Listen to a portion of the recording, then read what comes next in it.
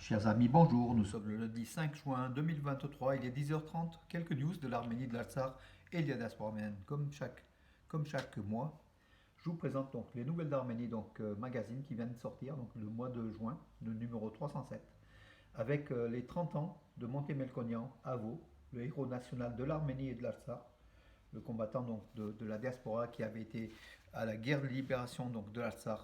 Voilà. Un très beau reportage de plusieurs pages en fait, donc sur Monté-Melkonian lors de la guerre de libération de l'Artsakh, et puis son, comment dirais-je, le drame en fait, sa disparition il y a 30 ans, voilà, donc Monté-Melkonian, que nous avons aussi de son vivant connu, donc il était aussi passé par la France. Voilà, donc un très très beau reportage en tout cas, donc de la guerre, de ces terres qui ont été libérées mais qui aujourd'hui sont occupées par l'Azerbaïdjan. Donc du coup tout ça pour retourner à la case départ pratiquement. Et c'est le drame de l'histoire donc de l'Arménie et de l'Artsakh.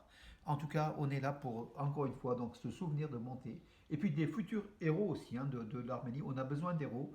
Malheureusement, notre peuple a fait beaucoup de héros et de martyrs, mais que l'Arménie ne s'est pas développée au niveau territorial.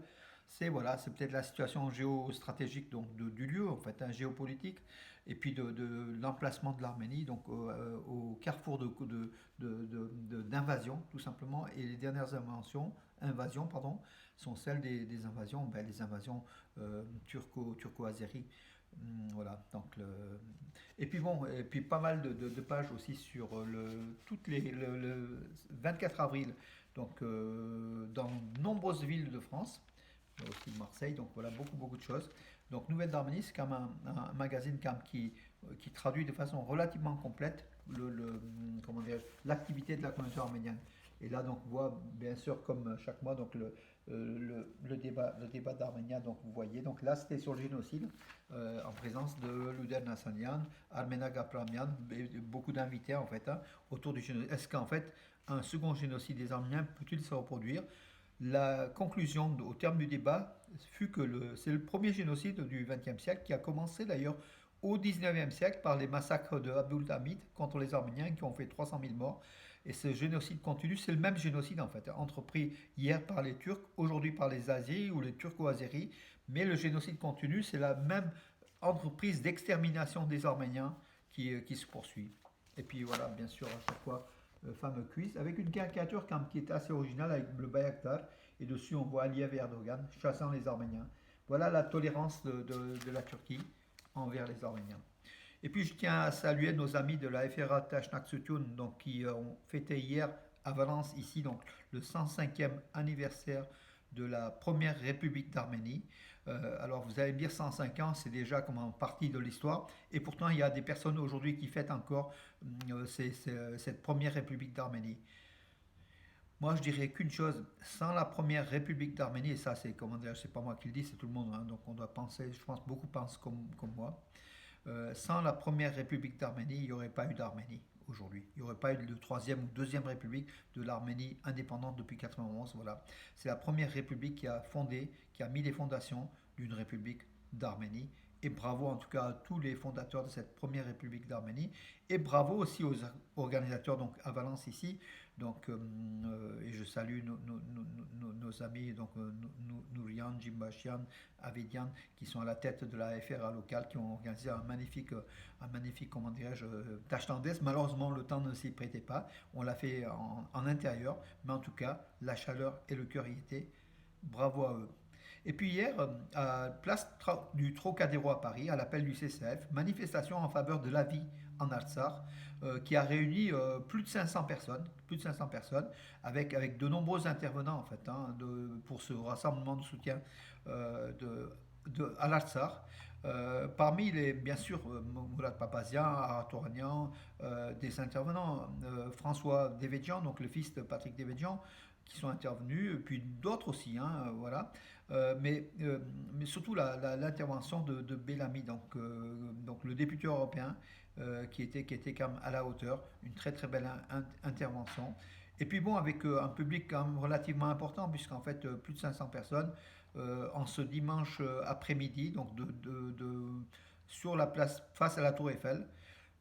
Les Arméniens de l'Artsakh avaient commandé, on devait les soutenir, voilà, donc, et bravo à tous ceux qui ont été donc à cette manifestation pour dire non, non à l'agression de l'Azerbaïdjan. Et bravo aussi au texte hein, de Bellamy, donc toujours prompt à faire des discours en faveur des Arméniens. Et puis par des actes, hein, il s'est rendu aussi en Arménie, aux portes de l'Artsakh. Il est aussi un des fervents défenseurs de la cause arménienne, de l'Artsakh et de l'Arménie aussi, hein. Voilà. Euh, et puis voilà, mes amis, donc au niveau de l'info, donc hier c'était cela. C'était aussi, donc je vais vous le dire, je vais juste vous demander 2 secondes pour me mettre sur mes pages.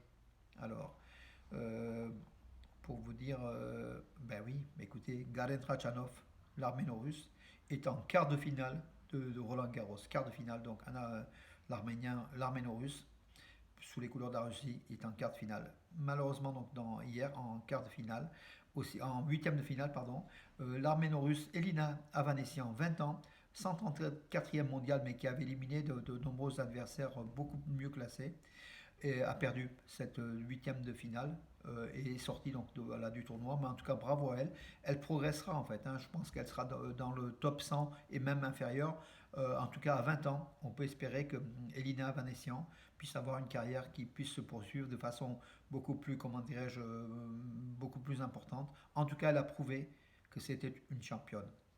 Un projet d'investissement en Arménie, donc à Djermouk, c'est important, Djermouk qui a été attaqué par l'Azerbaïdjan en septembre dernier, un projet de 15 millions de dollars pour la construction d'un complexe hôtelier à Djermouk. C'est ce qu'a annoncé Vahan Keropian hier, le ministre arménien de l'économie. Et puis au cours du dernier mois, donc le mois de mai, plus de 900 tonnes de frais humanitaires furent acheminées en Artsakh, soumis au blocus depuis le 12 décembre, furent acheminés par les forces russes de paix chargées d'escorter.